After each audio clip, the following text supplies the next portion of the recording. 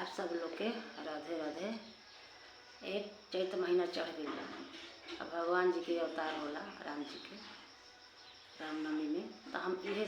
भगवान जी के सोहर लेके आए बनी, आप लोग सुनिए, अच्छा लगे तो कमेंट में बताइएगा। सुनिए भगवान जी के सोहर भी। धन धन चैत महीनावा त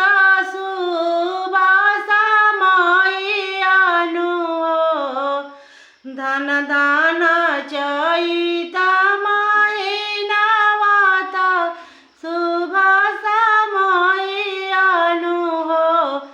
राम प्रगट भए रघुरैया परम सुखदायियानु राम प्रगट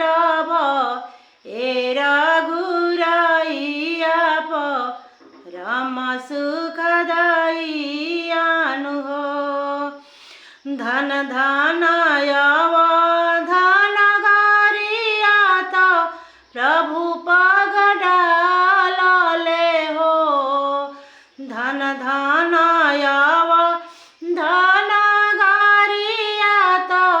प्रभु पगडालले हो राम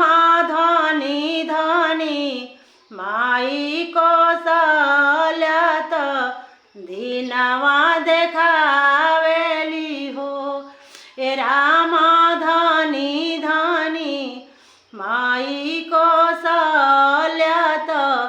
दीनवा देखावेली हो राम प्रगट भए रघुरैया परम सुखदायियानु हो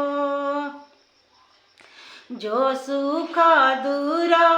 लभ ब्रह्मा जी त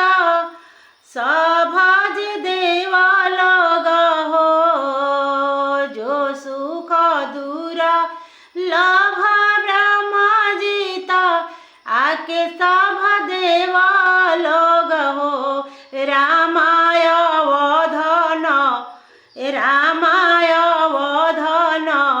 घर के बसैया परम सुखदायियानु हो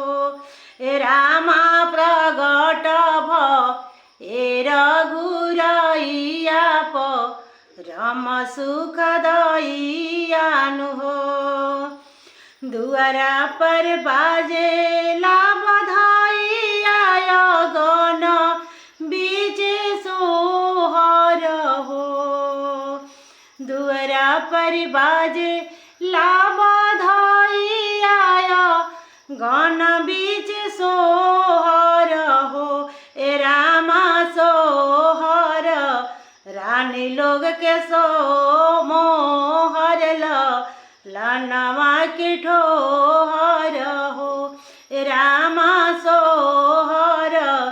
रानी लोग की मोहर लनवा के ठोहर हो राम प्रगट भए रघुरैया परम सुखदायियान हो धन धन अवधन गरिया त